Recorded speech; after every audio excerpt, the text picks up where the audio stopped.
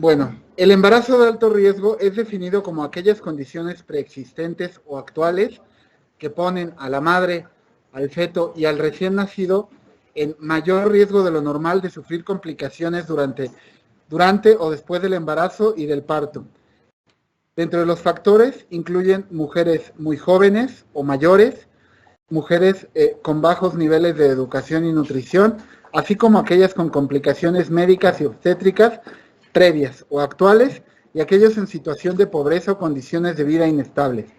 Los factores de riesgo deben identificarse lo antes posible para que la paciente pueda recibir un cuidado especial para su beneficio y especialmente para el bienestar del feto y del recién nacido. La identificación y el manejo de los factores de alto riesgo durante el inicio y todo el embarazo mejoran los resultados tanto para la madre como para el recién nacido. Para hablarnos más del tema, tenemos al doctor Gaspar Antonio Ruiz Salinas, médico ginecólogo con subespecialidad en medicina materno-fetal, con un currículum extensísimo, tiene múltiples cursos de actualización y capacitación, así como cursos de docencia. Dejamos al doctor Gaspar Ruiz para que nos hable del tema. Un aplauso, por favor. Gracias, doctor. Pues primero que nada, muchísimas gracias por la invitación. El día de hoy vamos a hablar de embarazo de alto riesgo, que es un tema muy importante, sobre todo en el tema de tener de conocer cuál es el embarazo de alto riesgo y cuál es el enfoque que se le debe dar actualmente al embarazo. Ya no existen los embarazos de bajo riesgo, se consideran como embarazos de riesgo normal o los embarazos de alto riesgo. En general, por definición, se va a conocer como un embarazo de alto riesgo aquel que se acompaña de factores de riesgo estadísticos y obstétricos que se van a encontrar asociados a un aumento de la morbilidad y la mortalidad materna, fetal y neonatal. Esto quiere decir que nosotros vamos a empezar a jugar con algo que se llaman riesgos relativos y probabilidad de riesgo. Esto quiere decir que simplemente por factores inherentes a una persona vamos a empezar a clasificarla como una paciente de alto riesgo. En general, siempre lo que tenemos que hacer en nuestras valoraciones de una paciente obstétrica, siempre tenemos que tomarle mucha importancia al control prenatal. Tenemos que identificar factores de riesgo y saber cuáles son prevenibles, diagnosticarlos y en caso posible tratarlos.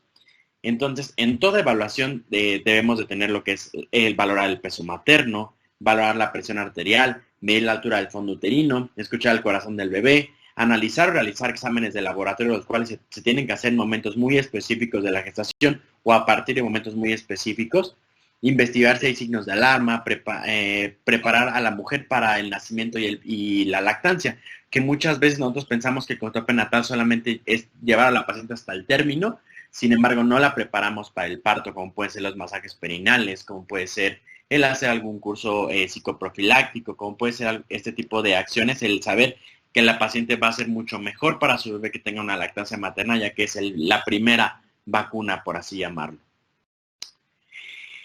El embarazo de alto riesgo va a tener algo que se llama clasificación de riesgo reproductivo, el cual es identificar cuáles son los puntos en los que tenemos que actuar. Por ejemplo, el riesgo preconcepcional, saber cuáles son los riesgos que presenta una mujer en edad fértil que aún no está embarazada, como puede ser con una hemoglobina glucosilada previa, el darle algunos medicamentos como por ejemplo ácido fólico cuando menos 3 meses previa a la gestación, saber si le vamos a dar 0.4 miligramos si es población de bajo riesgo o si es población de alto riesgo 5 miligramos al día para prevenir sobre todo defectos de cierre del tubo neural.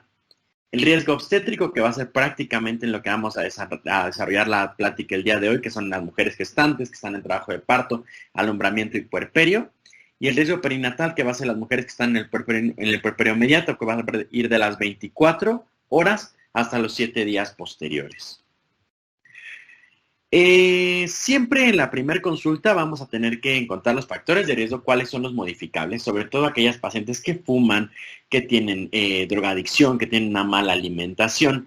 Y tenemos que dar indicaciones precisas sobre cuáles son los estadios modificables. La OMS en general recomienda como mínimo 5 revisiones prenatales, la cual debe de aumentar en el embarazo de alto riesgo, y es mandatorio que la primera consulta se haga en el primer trimestre, porque muchas veces las pacientes llegan a nuestras consultas por primera vez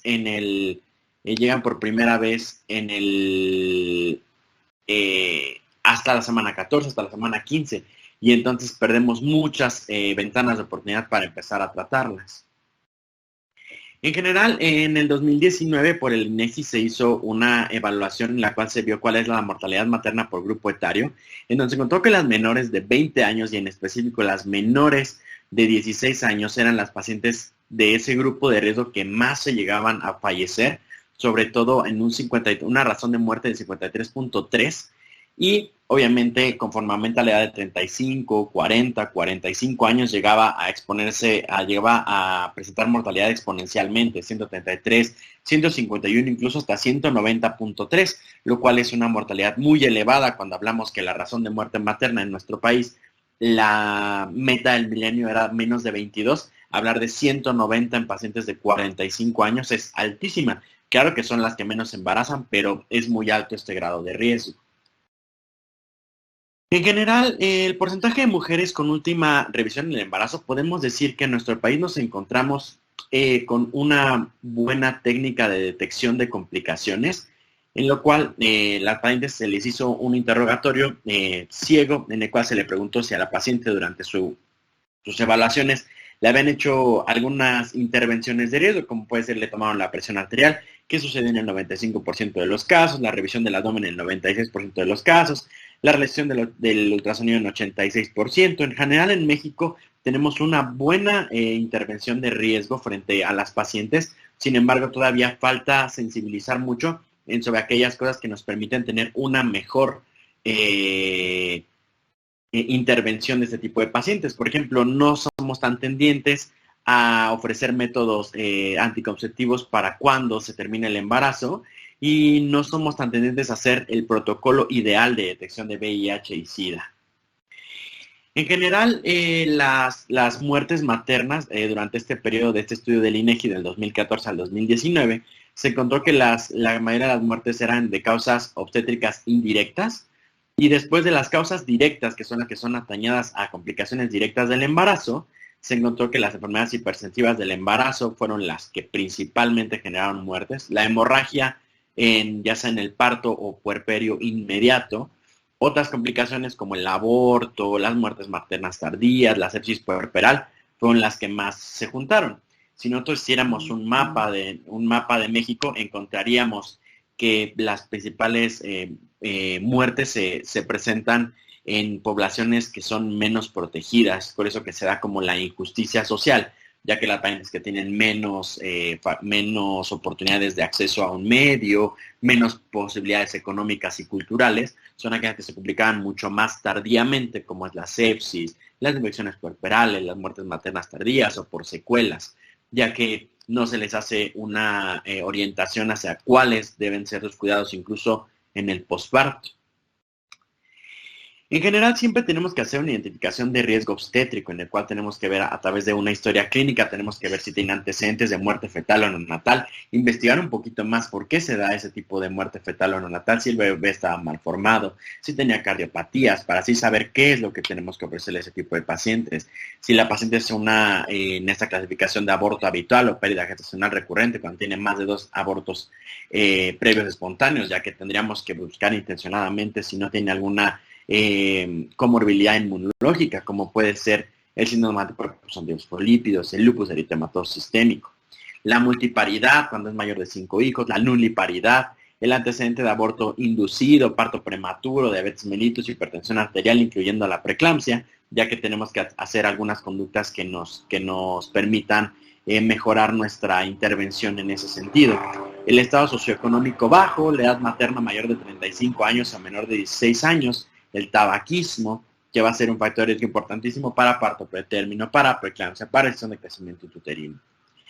Y los factores de riesgo inherentes al embarazo, como puede ser pacientes que son muy delgadas o que tienen obesidad antes del embarazo, talla baja menor de 1.45 metros, intervalo intergenésico menor de 6 meses, problemas de la placenta, embarazo múltiple, presentación pélvica o de hombros, retardo de crecimiento intrauterino, la falla de control prenatal, el tabaco de parto pretérmino, que incluso ahora ya se habla de un diagnóstico como tal, un mal control prenatal, e incluso ya se debe de manejar como un diagnóstico. Cuando llega una paciente que está yendo por primera vez a su valoración a la semana 32, porque esa semana se le diagnosticó, uno de los diagnósticos debería ser la falta de control prenatal, igual que tenga el antecedente de un feto muerto, hemorragias de la primera y segunda mitad del embarazo, alteraciones fetales, trauma materno o vaginal, anomalías anatómicas.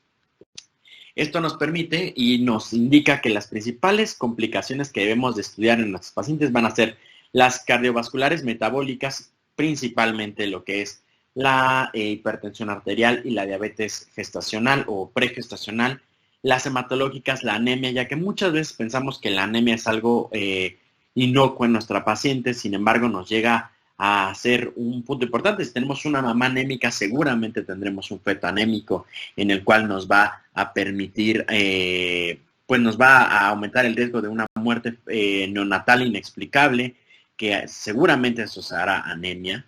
Si tiene alteraciones urinarias, como puede ser una infección de vías urinarias o incluso pulmonares, ahora que está tan de moda que la principal causa de muerte materna es el COVID.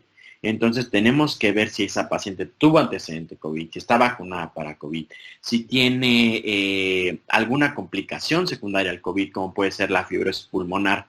Tenemos siempre que investigarlo, ya que esto nos permite estadificarla en un grupo de riesgo importante. Ya hablando, esto no es una clase para hablar de patologías maternas, sino más bien cuáles son las intervenciones que tenemos que tener. Estamos hablando sobre principalmente un curso en el cual tendremos que ver cuáles son las aportaciones que tenemos que tener en el primer nivel. Entonces, hablando de los estados hipertensivos del embarazo, pues son aquellos en las que son la complicación más frecuente del embarazo. Se cuenta en el primer lugar de causas de mortalidad materna en nuestro país, hablando del 20% de las muertes. Su prevalencia va a variar del 7 al 10% de nuestra población. Esto quiere decir que si nosotros tenemos 10 pacientes embarazadas, probablemente una se va a complicar con un estado hipertensivo del embarazo.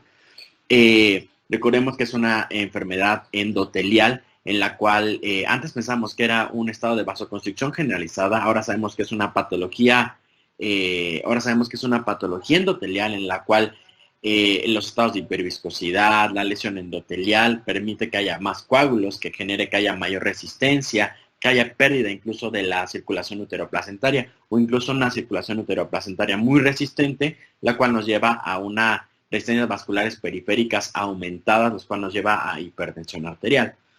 En general, estos estados hipertensivos del embarazo se catalogarán como hipertensión gestacional, espectro preeclampsia, hipertensión crónica con preeclampsia sobreagregada, en las cuales nuestros factores de riesgo, y estos ya son las pacientes que debemos siempre tener en la cabeza, va a ser los grupos etarios de riesgo, pacientes menor de 16 años principalmente, incluso algunas literaturas nos hablarán de la paciente menor de 20 años, mayores de 35 años, la paciente obesa, con antecedente materno de preeclampsia, embarazos de alto orden fetal, los embarazos gemelares, incluso de trillizos son los que más se complican en este tipo de gestación.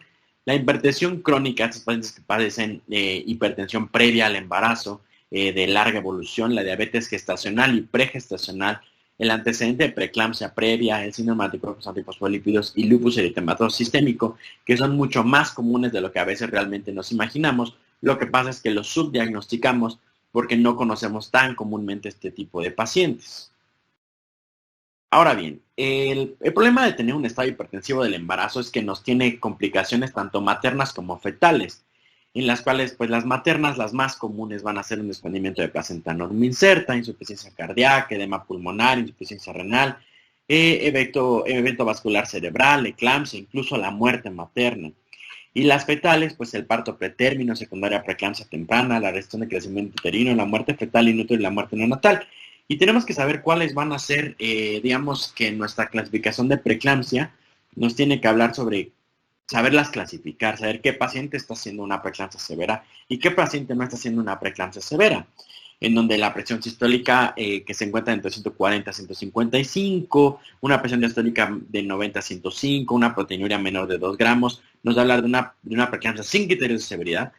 tenemos que saber que actualmente tenemos que olvidar esta terminología de preeclampsia moderada o de preeclampsia leve. Ahora se debe hablar de sin criterios de severidad, que tiene potencial de severizarse, y paciente que ya tiene una preeclampsia severa, que es una presión arterial mayor de 160, mayor de 110, ya tiene alteración, renal con más de 2 gramos de proteinuria, que ya tiene anasarca, tiene edema pulmonar por la cantidad de proteínas que tiene, ya que tienen pérdida de su presión oncótica, que tienen compromiso neurológico.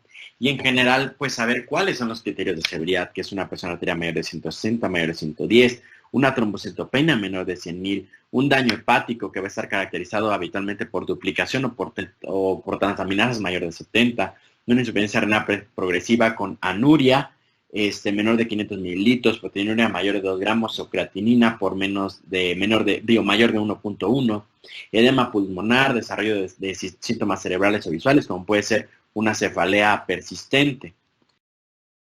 Tenemos que siempre tener nuestras consideraciones de cribado, y en eso voy a tratar de centrar mis puntos principales en esta clase.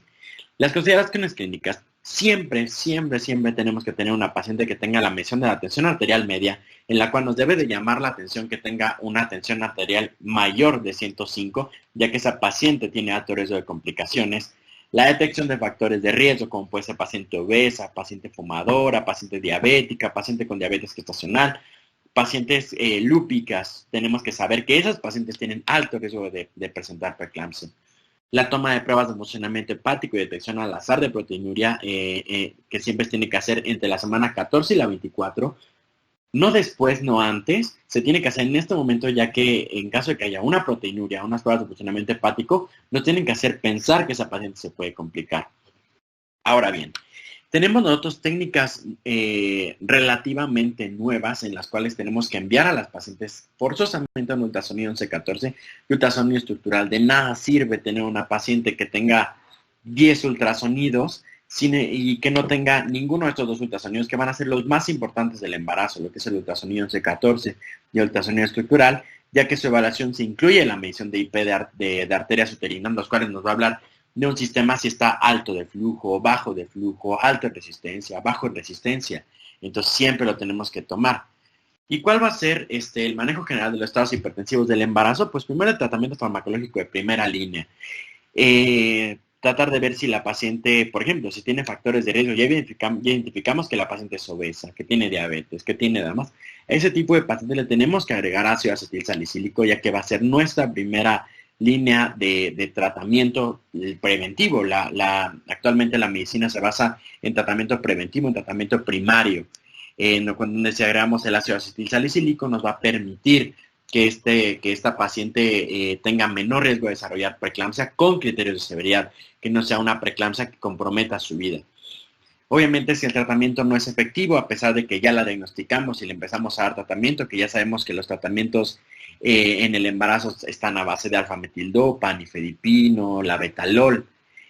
Si no es el tratamiento efectivo, valorar la interrupción del embarazo siempre dependiendo de la severidad. No debemos tener una preeclampsia que la clasifiquemos como con criterios de severidad, simplemente por manifestaciones clínicas, como puede ser la cefalea, como puede ser las tensiones arteriales, a una paciente que ya tenga alteraciones bioquímicas, principalmente las pruebas de funcionamiento hepático, trombocitopenia, porque esa paciente se tendrá que interrumpir en ese momento.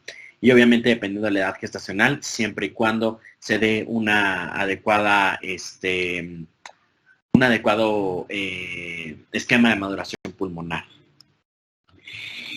La eclampsia pues va a ser obviamente un cuadro de una urgencia médica en la cual va a ser una complicación muy grave de la preeclampsia. Se va a identificar ya sea por historia clínica, ya sea por la presencia de crisis convulsivas tónico-clónicas o un estado de coma.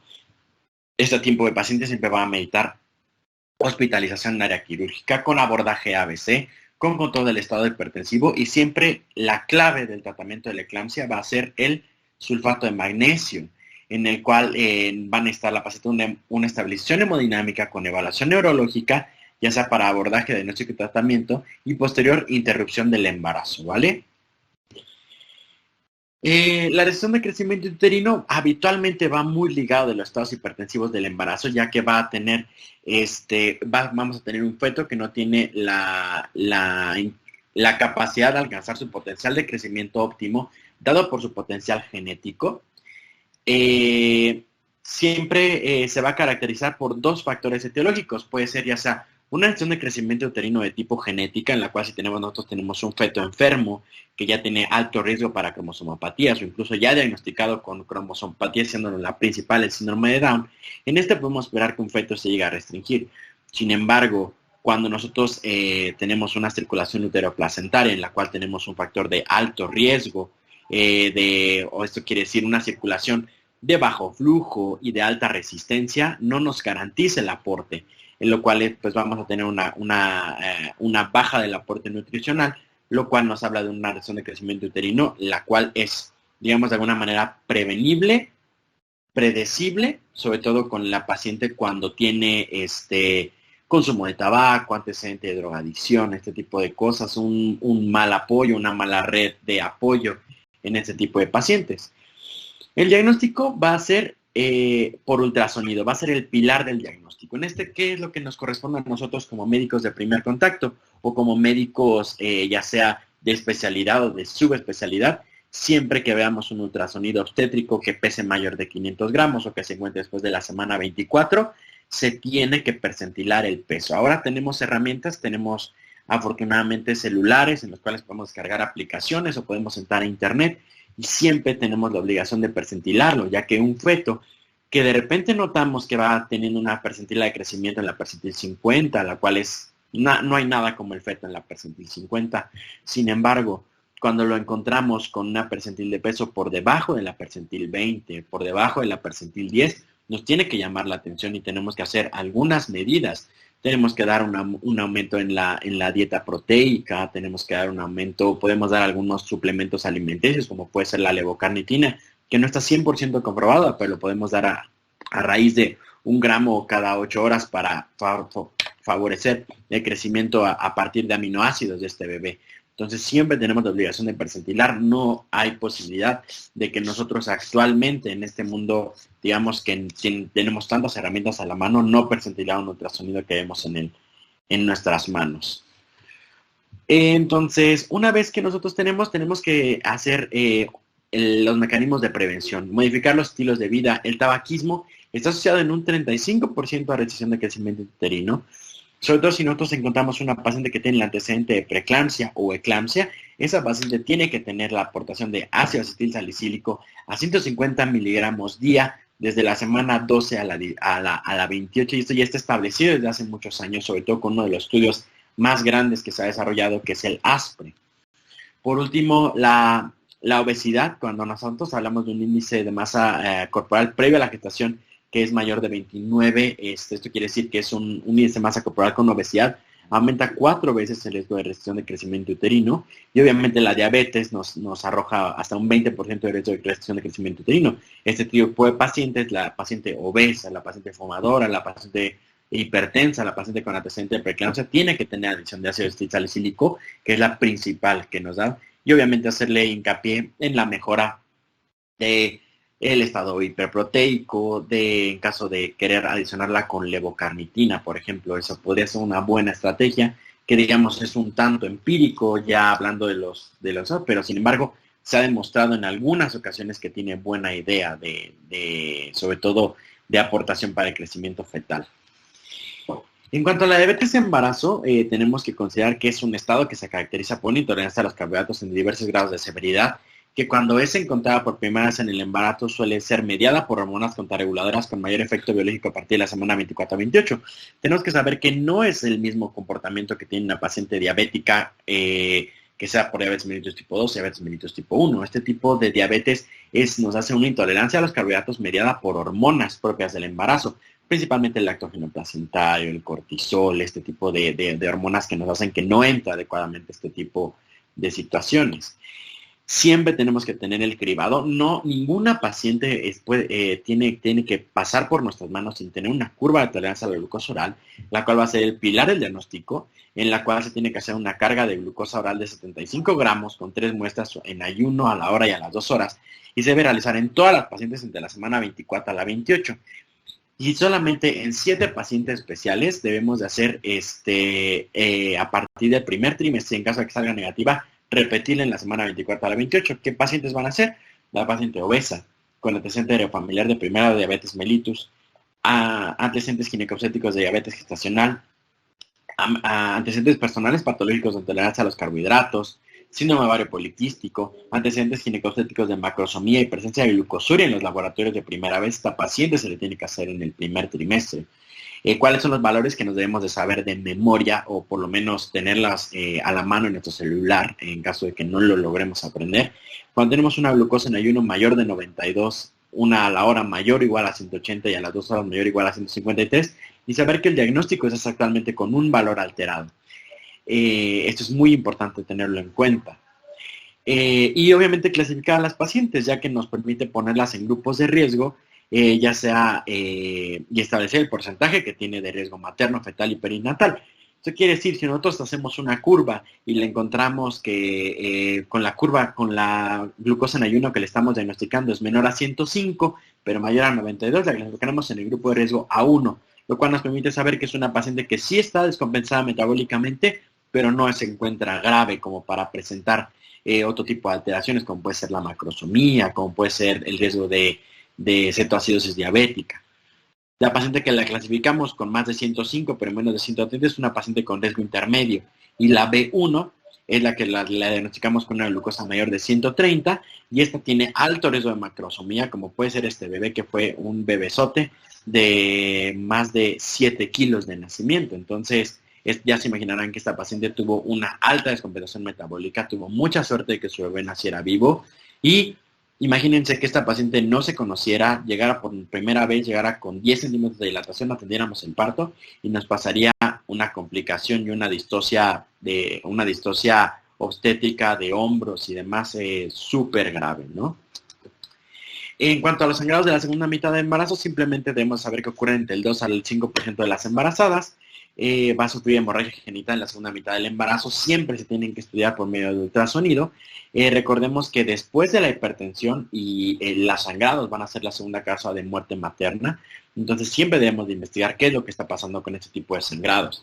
En la cual, pues, las principales causas de sangrados durante la segunda mitad del embarazo va a ser la basa previa, el desprendimiento prematuro de placenta normicenta y la placenta previa. La placenta previa va a ser aquella en la que se inserta en el segmento inferior del útero. Esto quiere decir que se encuentra en la parte baja del útero, en la cual puede estar ocluyendo parcialmente o ocluyendo totalmente el orificio cervical interno y permite que haya mucho más sangrados. ¿Cuáles son las pacientes en las que siempre tenemos que investigar qué es lo que está pasando y cómo se va checando la placenta? Y esto se hace mediante un ultrasonido en la semana 28 y en la semana 32, en la cual tenemos antecedentes de cicatrices uterinas anteriores, edad mayor a 35 años, multiparidad, antecedente del grado uterino instrumentado, embarazo gemelar, tabaquismo, residencia en la altura, que no es tan común en nuestro medio. Sin embargo, pues si tenemos pacientes que viven, no sé, en la sierra, o en lugares muy altos, son pacientes a las que tenemos que investigarlo, y pacientes que tengan miomatosis uterina documentada. Cuadro clínico habitualmente van a tener, pues, por ejemplo, una pérdida indolora de sangre fresca en magnitud variable y curso reincidente. Habitualmente no van a manifestar compromiso fetal a menos que el compromiso materno sea muy importante, y entre más precoz sea el sangrado en el primer episodio, mayor riesgo perinatal tendrá. Entonces, siempre que tengamos una paciente que tenga un sangrado de la segunda mitad del embarazo y que sea de sangre fresca sin ningún tipo de síntomas, tenemos que pensar que esa paciente pudiera tener una placenta previa. Por último, el desprendimiento prematuro de placenta normoinserta, la cual va a ser una separación de la placenta habitualmente puede ser ya sea fúndica o marginal, en la cual hay una acumulación de sangrado después de la semana 20. Esta la debemos de siempre sospechar en aquellos pacientes que tengan un sangrado, pero que tengan sintomatología de dolor. se puede presentar en el 1%, del 1 al 2% de los embarazos, puede descompensar a la madre hemodinámicamente por la hemorragia. La mortalidad perinatal va a depender de la edad gestacional y la edad a la que se presenta. Si tenemos un desprendimiento más del 50%, obviamente, ¿cómo podemos garantizar que ese feto se encuentre bien nutrido, bien oxigenado, bien perfundido? No lo podemos garantizar. Siempre tenemos que sospechar cuando tenemos este tipo de pacientes, pero que tengan estas factores agregados, que va a ser el síndrome hipertensivo, el traumatismo abdominal, madre fumadora. Una vez más, siempre, ¿por qué soy tan insistente con esto? Todas las pacientes que tengan antecedente de fumar en el embarazo, les tenemos que ver que no tengan antecedente de placenta previa, que no vayan a hacer desprendimiento prematuro de placenta, que no vayan a desarrollar preeclampsia, que no vayan a desarrollar parto pretérmino, ese tipo de cosas, ¿no? El abuso de sustancias, principalmente la cocaína, va a ser la principalmente asociada a este tipo de patología. El antecedente de desprendimiento de parto de placenta normoinserta en embarazo previo y el cordón umbilical corto, que eso es muy difícil de evaluar, habitualmente eso lo evaluamos hasta que la paciente ya se encuentra en un trabajo de parto y vemos cómo está comportando. En este tipo de cuadro clínico va a tener un sangrado oscuro, de inicio brusco, de cantidad variable, con un dolor abdominal, y en las formas graves incluso puede producir muerte fetal e incluso descompensación hemodinámica. En cuanto al VIH y embarazo, el VIH y embarazo es una patología que es mucho más común de la que podemos a veces sospechar. Tenemos que siempre interrogar si la paciente tiene más de 4 parejas sexuales, si la paciente tiene relaciones sexuales de riesgo, si ha utilizado condón, si la ha utilizado de forma ocasional, si la paciente, por ejemplo, tiene antecedente de virus del papiloma humano, tenemos que buscar si la paciente tiene VIH y embarazo, si la paciente tiene verrugas, si la paciente tiene, condilomas, si la paciente tiene molusco contagioso. En ese tipo de pacientes siempre tenemos que hacer la búsqueda de virus de VIH y embarazo. Sabemos que este es un virus que se transmite a través de contacto sexual sanguíneo y vertical, y que afecta al desempeño del sistema inmunológico del ser humano. Son pacientes que se complican principalmente de infecciones, que aparte transmiten el virus a la paciente, ¿no? La transmisión vertical, pues, se produce en un 35% durante la gestación, 65% durante el parto, sobre todo en aquellas pacientes que no han tenido tratamiento, que nunca tuvieron un protocolo de VIH, y del 14 al 29% de la lactancia materna. Es por eso que el diagnóstico oportuno y la aplicación del protocolo de pacientes embarazadas va a disminuir su transmisión entre el 13 y el 48% de la transmisión vertical. Entonces, pues, como dice esta campaña de la OMS, tú decides si ser positivo o negativo, pues principalmente va a ser por un adecuado control prenatal y una adecuada intervención de este tipo de pacientes. ¿Cómo va a ser el cribado? Siempre se debe solicitar una prueba de VIH y esta es una de las cosas que nos recomienda la INEGI. En este tipo de estudios que fueron por más de 5 años, nos demostraron que no tenemos una adecuada sensibilización, a pesar de ser un país endémico de VIH, sobre todo en Guerrero, sobre todo en Chiapas, sobre todo en San Luis Potosí, sobre todo en la zona sur de nuestro país. Debemos solicitar una prueba de VIH en la primer consulta de control prenatal. No podemos no pedir una prueba de VIH. Y en caso de ser negativo, la debemos repetir en la semana 32 a 34 a mujeres en riesgo. ¿Cuáles son mujeres en riesgo? Pacientes cuyo pareja, por ejemplo, vive en Estados Unidos, solamente vino, que esto sucede mucho en Guerrero, sucede mucho en poblaciones marginadas, en la cual el marido viene, embaraza a la mujer y se va. Ese tipo de pacientes son las de mayor riesgo, pacientes que tengan relaciones sexuales de riesgo, que tengan múltiples parejas sexuales, que tengan VIH, virus de papiloma humano. Ese tipo de pacientes, las que ya comenté, son las que tenemos que tener mucho hincapié en repetir la prueba entre la semana 32 y 34. Y en aquellas que llegan en trabajo de parto sin test, se tiene que aplicar de inmediato y suspender la lactancia materna ante cualquier estado de sospecha. En cuanto a la aplicación del protocolo, una vez que tenemos un examen positivo, se tiene que derivar a una unidad de alto riesgo obstétrico, mandarla no solamente con un ginecólogo, sino en caso posible, por ejemplo, nosotros que estamos trabajando o que estamos desarrollándonos en una institución que tiene médicos materno-fetales, pues mandarla a una unidad de alto riesgo obstétrico. Tenemos que hacerle comenzar terapia antirretroviral. Esto no quise mencionar los medicamentos, cuáles son los que se recomiendan o no se recomiendan, ya que eso habitualmente los pone el subespecialista con un médico infectólogo. Idealmente se tiene que hacer interrupción del embarazo por cesárea. En general no se recomienda tanto el parto vaginal, sin embargo, alguna literatura nos dice que se puede ofrecer en aquellas pacientes que tienen tratamiento antirretroviral activo, que tienen más de 37 semanas, que tienen un feto único en posición cefálica, la condición obstétrica favorable y que tengan un conteo del virus indetectable, con carga viral indetectable. Son las únicas en las que se permite.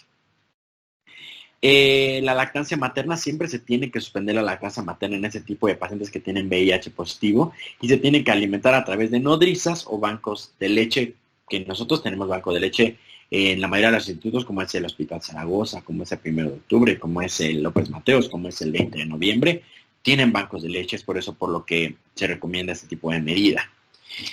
Y el parto pretérmino, que el parto pretérmino va a ser el que se define como aquel embarazo que finalice espontáneamente o por indicación médica antes de las 37 semanas de gestación.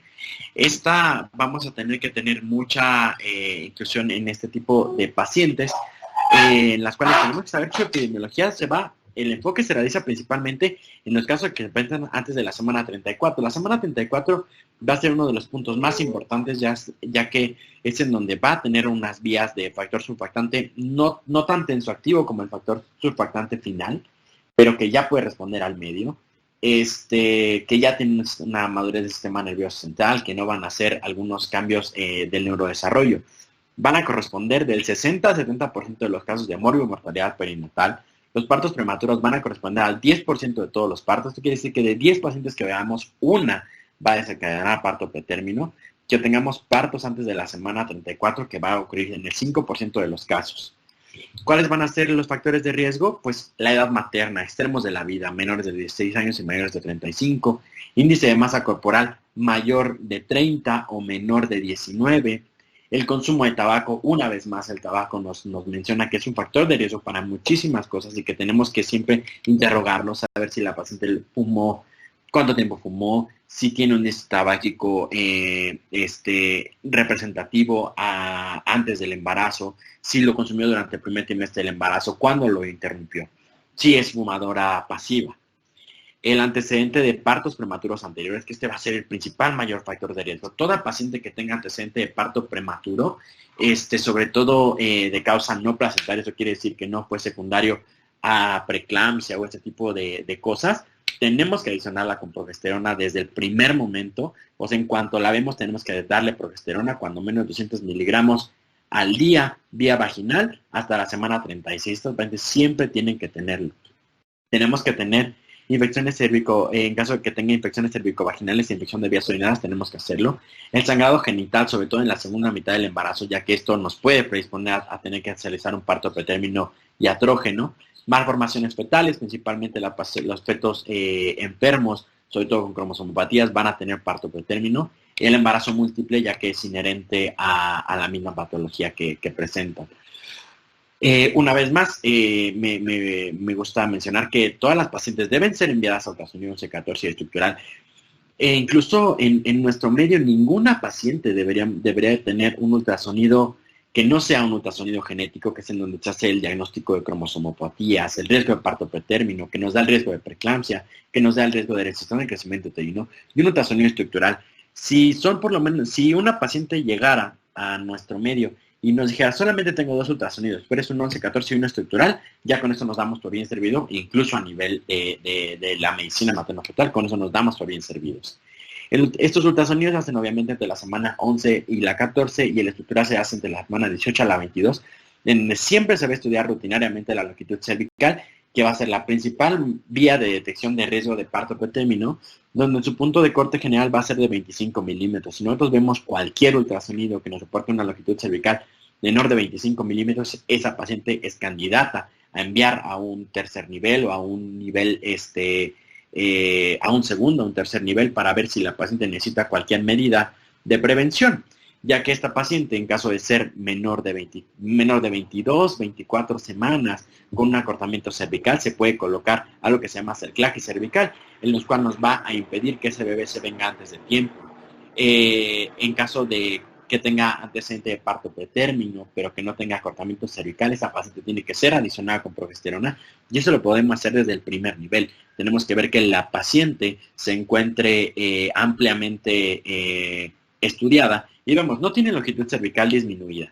La paciente tiene antecedente de parto pretérmino, no le va a pasar nada si le damos progesterona. Cuando menos, repito, 200 miligramos cada 24 horas, desde la semana que la diagnostiquemos, desde la semana que la veamos, desde la semana 11 hasta la semana 36. Y a partir de la semana 36, disminuirlo. Y en caso de que presente un parto pretérmino, una amenaza de parto pretérmino, pues obviamente la adición de tocolíticos, siempre con la meta de dar un esquema de maduración pulmonar importante.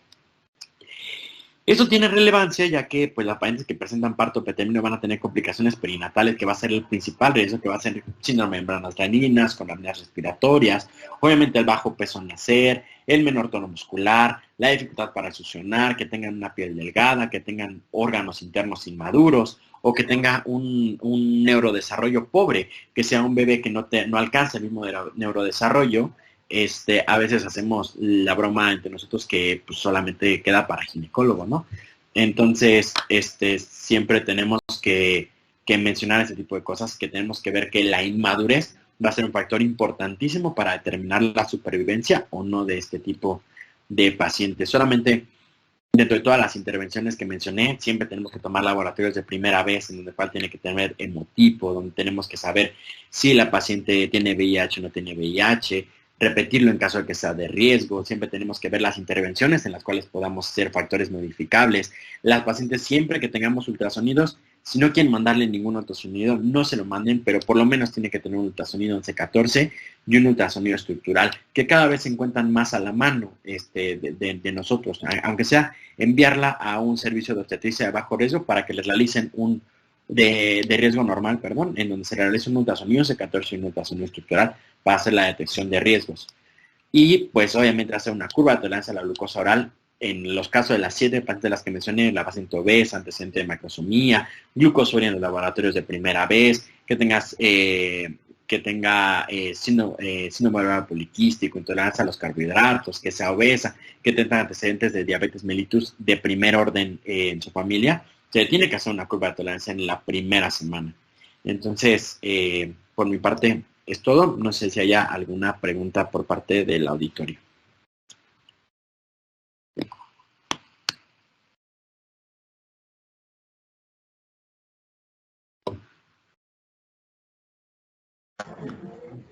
Gracias, doctor. ¿Alguna pregunta para el doctor? Cuidado, nada. No, doctor, no hay ninguna pregunta. Le vamos a hacer llegar su reconocimiento y un detalle, doctor. Muchísimas gracias. Muchas gracias por la invitación. Gracias a usted, doctor. Excelente tarde. Gracias. Hasta luego.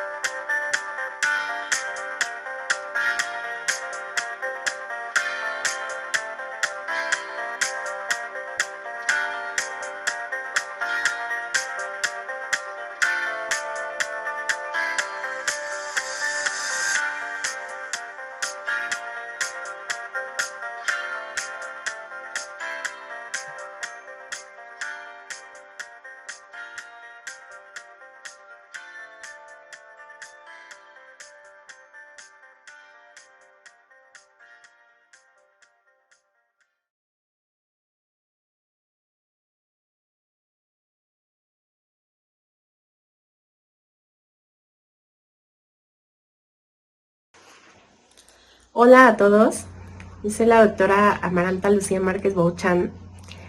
Les agradezco la invitación para formar parte de este momento tan emotivo y tan importante para todos ustedes como compañeros y para nosotros como exresidentes de esta gran unidad.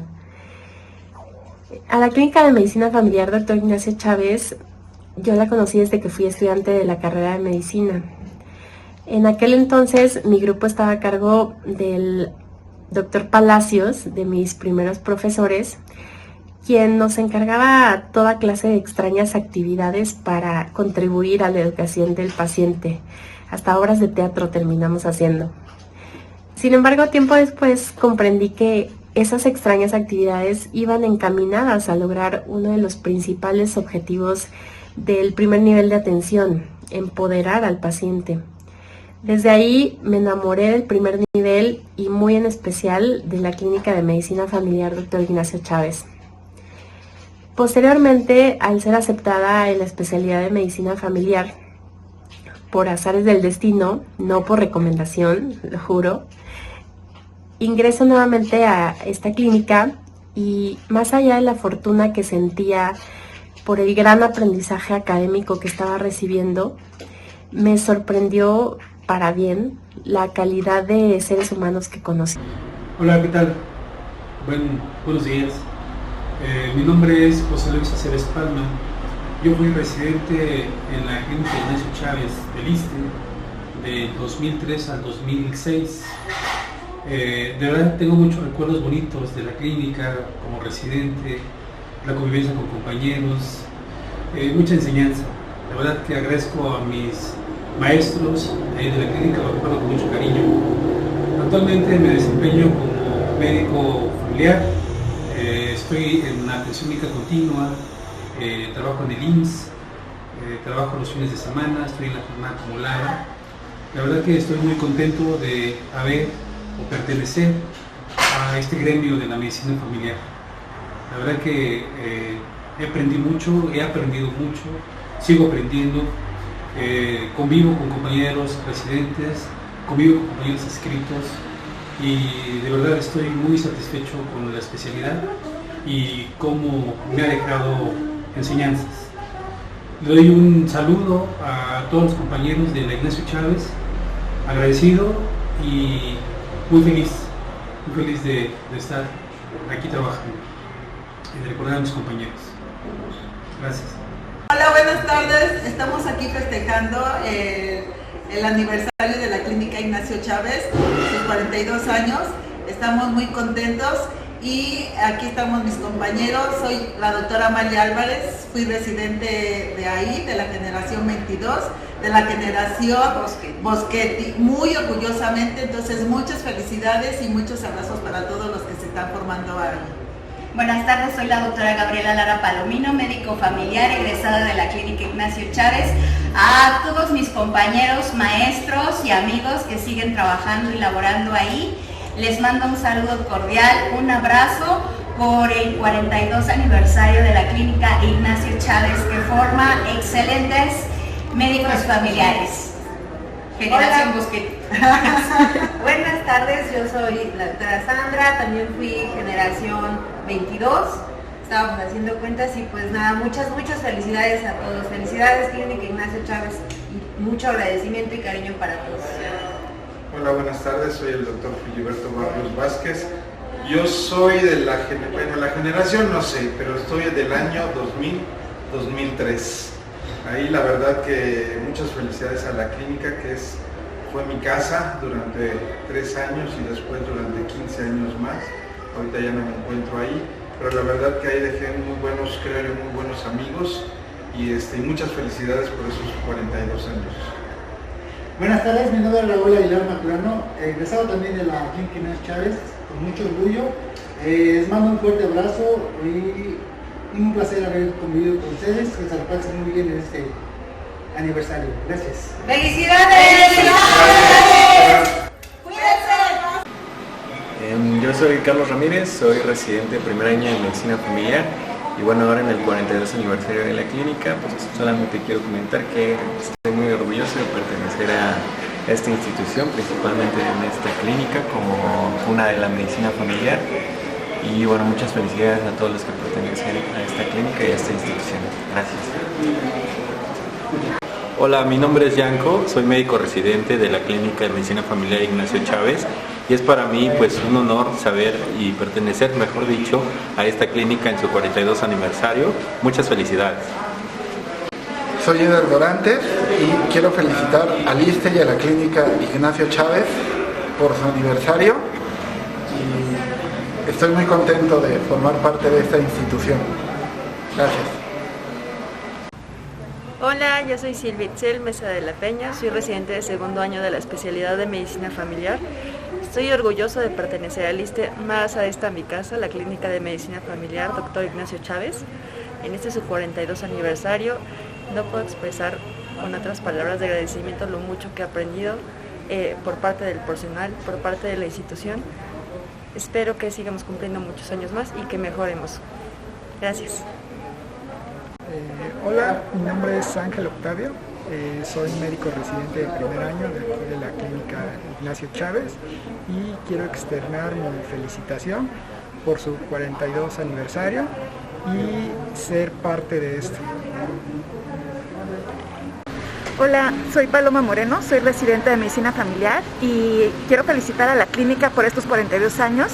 Me siento muy feliz y contenta de pertenecer a esta hermosa casa de residentes y médicos familiares. Saludos. Hola, mi nombre es Sara Agua y soy residente de primer año de Medicina Familiar de aquí de la institución Clínica Familiar Ignacio Chávez, cuna de la medicina familiar. Estoy orgullosa de formar parte de esta institución y estar formándome como médico familiar. Hola, yo soy la doctora Jill Michelle Montiel Flores, soy R3 de Medicina Familiar, jefa de residentes. Y bueno, pertenecer a la clínica ha sido maravilloso, han sido los 3 años más maravillosos de mi vida, ya que he crecido de manera profesional y personalmente. Soy la doctora Edith Villanueva, profesora de la Clínica Ignacio Chávez. Es un honor haber sido parte de generación de residentes que salieron de aquí y ayudar a formar nuevos médicos residentes. Felicidades.